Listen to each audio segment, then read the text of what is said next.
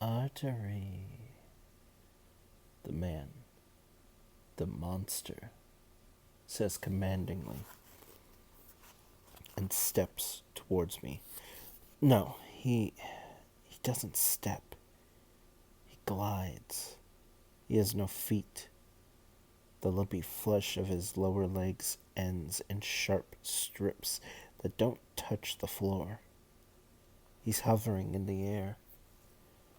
The croc dog barks savagely, the reptilian eyes alive with hunger and hate. Hold, Vane, the monster orders. He advances within touching distance of me, stops, and studies me with his unnaturally red eyes. He has a small mouth, white lips. He looks sad, the saddest creature I've ever seen. You are Grubbit, he says morosely. The last of the Grady's. You should not be here. Your parents wish to spare you this heartache. Why did you come? I can't answer. My body isn't my own except my eyes, which don't stop roaming, analyzing, even though I want them to. Easier to shut off completely and black everything out.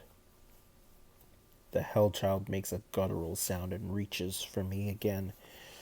Disobey me at your peril, Artery, the monster says softly.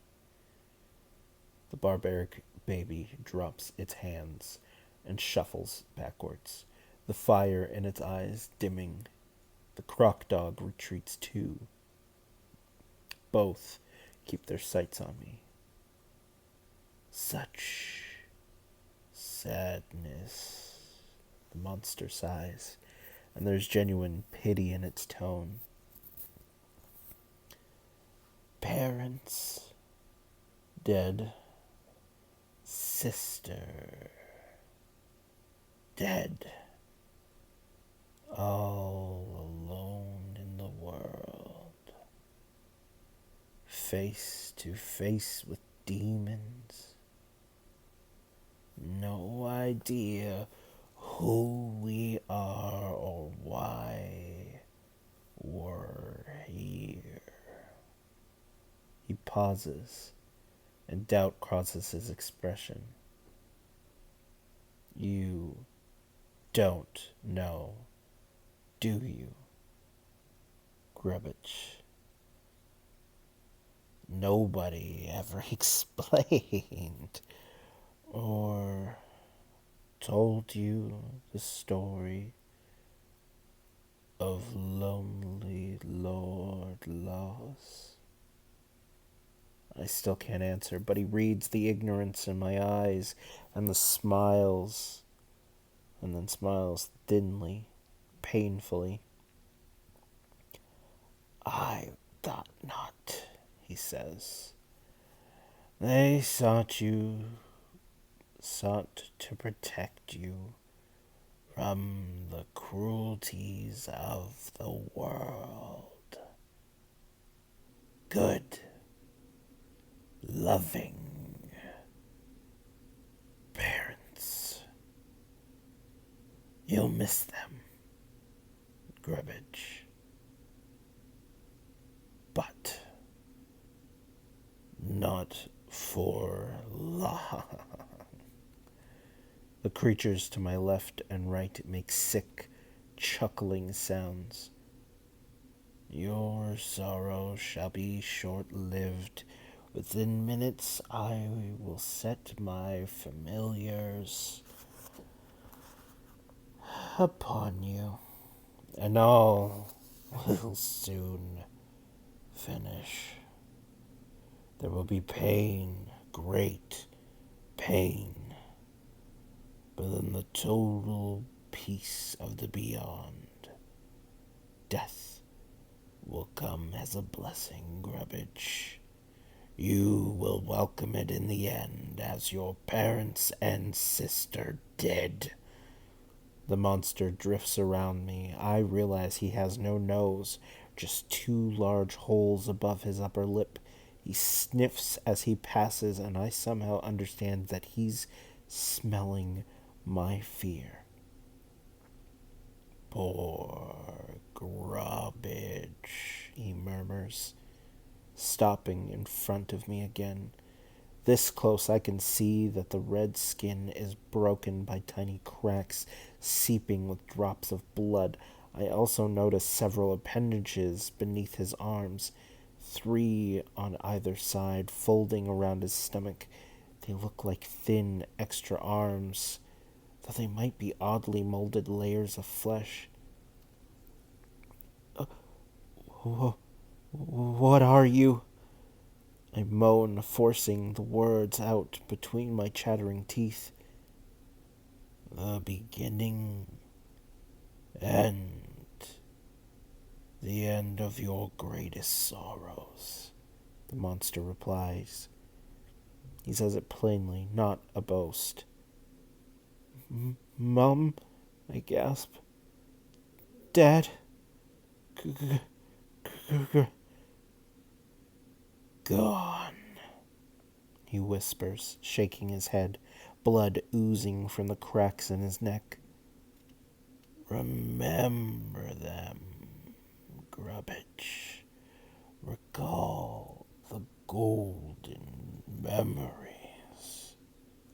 Cherish them. In these your final moments. Cry for them, Grubbage. Give me your tears. He smiles eagerly, and his right hand reaches for my face. He brushes his mashed together fingers across my left cheek just beneath my eye, as though trying to charm tears from me. The touch of his skin, moist, rough, sticky, repels me. Without thinking, I turn my back on the hell of my parents' bedroom and run. Behind me, the monster chuckles darkly, clears his throat, and says, Vein, artery, he is yours. With vile, vicious howls of delight, the creatures give chase. The landing, growls and grinding teeth getting closer every second, almost upon me. My legs slip, I sprawl to the floor, everything. Something flies overhead and collides with the wall at the top of the stairs. The croc dog Vein. A tiny hand snags on my left ankle. Artery's teeth close up on the turnips of my jeans. I pull away instinctively, ripping a long strip of material torn clean away. No damage to my leg. Artery rolls backwards, choking on the denim.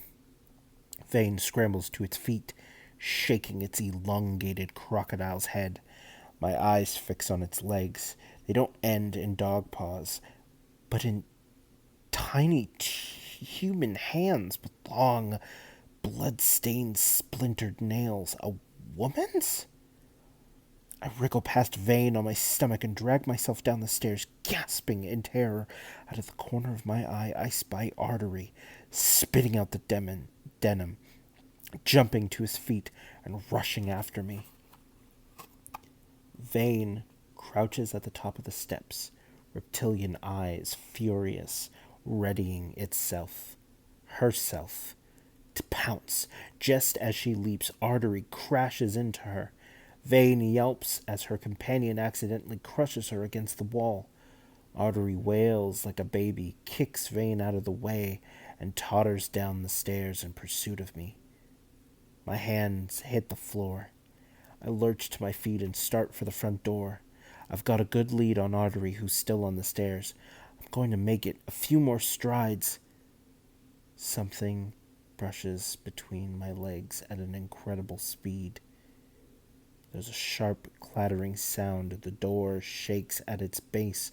Artery rights himself and grins.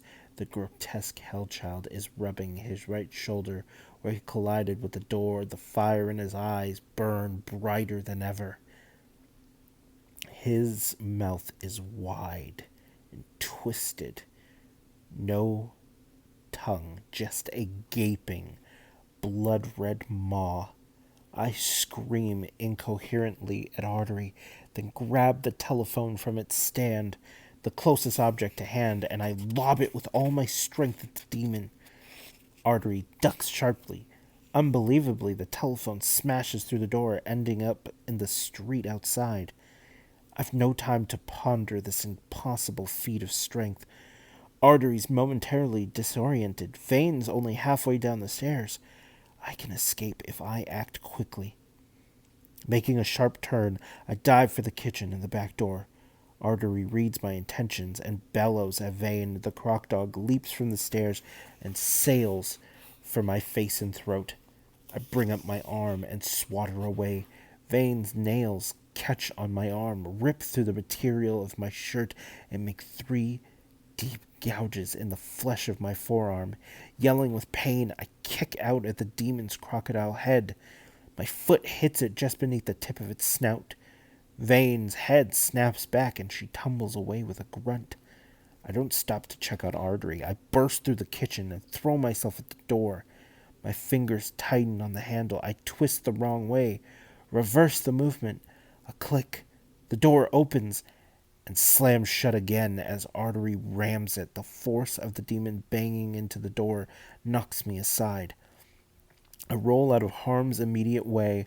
When I sit up, Artery has recovered and is standing in the front of the door, legs and arms spread, 3 sets of teeth glinting in the glow of the red light cast by the fire in his eyeless sockets. I back away on my knees from the grey-skinned Hellchild. Stop. Growling to my rear, a panicked glance, Vane closing in, blocking my retreat. I'm caught between them. Artery smiling. He knows I'm finished. A cockroach topples from his head, lands on its back, rights itself up. It starts to scuttle away. Artery steps on the roach and crushes it, holds his foot up to me so that I can see the insect-smeared remains. Laughs evilly. A snapping sound behind me, the stench of blood and decay, Vane almost upon me. Artery hisses. He wants to join in the bloodshed, but he's wary. Won't desert his post. Better to stay and watch Vane kill me than go for the kill himself. I leave the door unguarded. I sense the demon's fear of the one upstairs. He called those 2 his familiars. That means he's their master. Vane butts me in the back with the leathery snout. Growls throatily. It's over. I'm finished. Dead like Mum and Dad. And... "No!" I roar, startling the demons. My thoughts flash on the telephone smashing through the sturdy wood of the front door, an Artery, and the speed with which he moved, my eyes fixed on the dog flap, much too small to fit through. I don't think of that. I focus only on escape. I bring my legs up, come to a half crouch, propel myself at the dog flap as Vane snaps at me with her teeth. I fly through the air faster than any human should or could. The fire in Artery's sockets flare with alarm. The demon snaps his tiny legs together. Too late. Before they close, I'm through, fingers pushing the dog flap out of the way, arms, body, legs following, shrieks and howls behind. But they can't harm me now. I'm flying, outside, free, soaring.